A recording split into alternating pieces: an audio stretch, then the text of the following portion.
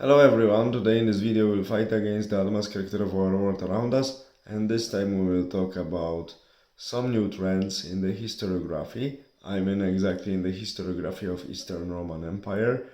known commonly as Byzantine Empire. As we know, the term Byzantine comes from the city Byzantion, which was a not so big city, but not so small either, located in the place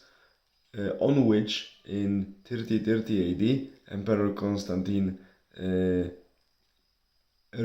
would say declare this place Constantinople and declare it in 330 practically capital parallel capital of the empire, so in practice capital of the eastern, mainly Greek speaking part of the Roman Empire. And this is strange establishment because there was already a city called Byzantion, and we know that the constructions in expanding and building this city as Constantinople now started in 324. In 330, if I remember correctly, the in quotation establishment was done, and in 1557 German historian Hieronymus Wolff, just to introduce some order into historiography, proposed to call the Eastern Roman Empire since that time, since the divisions that finally happened for good of split of empire into two parts happened in 395 AD. Hieronymus Wolff proposed, of course it was 1557, so more than 100 years after the final fall of Constantinople to the Ottoman Turks, this German-speaking historian proposed to call Eastern Roman Empire Byzantine Empire after the city Byzantion, on which practically Constantinople was established. So it was a strange establishment, but worked really well, as we see. We have to say that recently there is a sort of revival of the Byzantine studies, and some, I would say,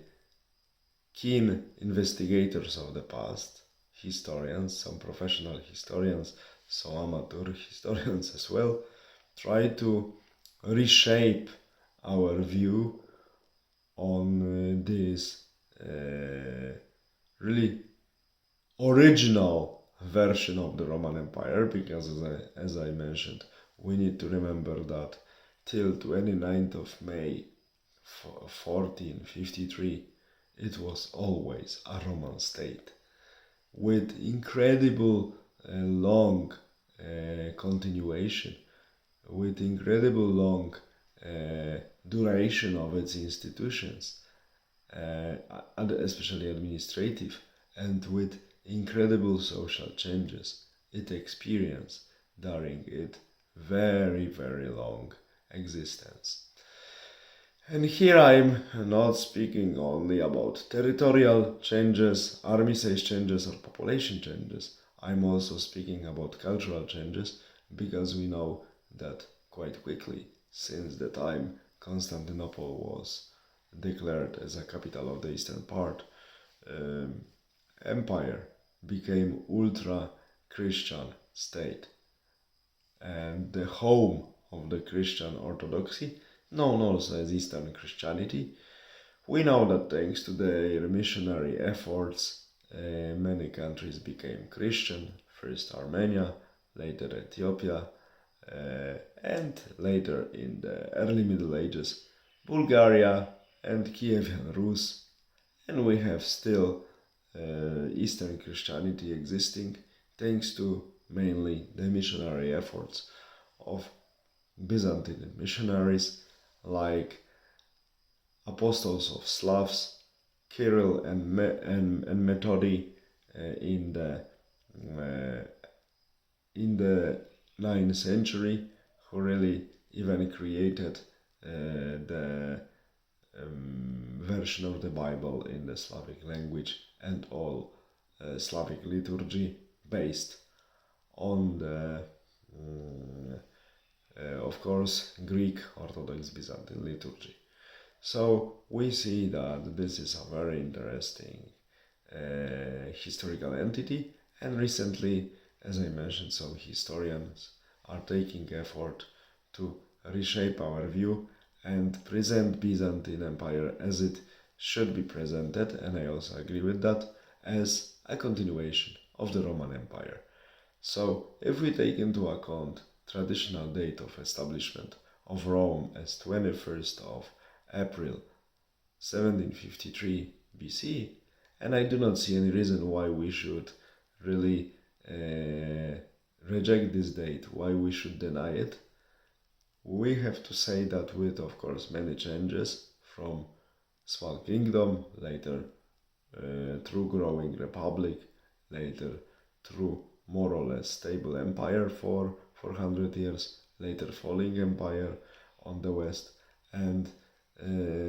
long history of Byzantine Empire till 1453, 29th of May 1453, we have one form of statehood that experienced incredibly long continuation, undergoing many changes and transformations, but it was still a Roman state. That's why I'm happy that, especially with respect to Byzantine Empire, we experience revival of studies, and just not to be,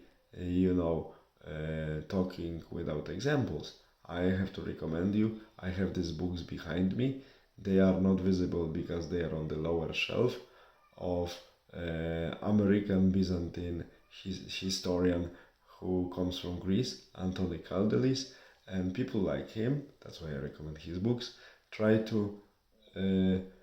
reinterpret and show to us Byzantine Empire and its history in original, unique Roman, because it was still a Roman state. People of the state call themselves Romanoi. He wants to show us the history of the state from its own perspective, as a Roman state, not Byzantine, Greek-speaking state. And he explains very well why our perception of this state was deformed so much.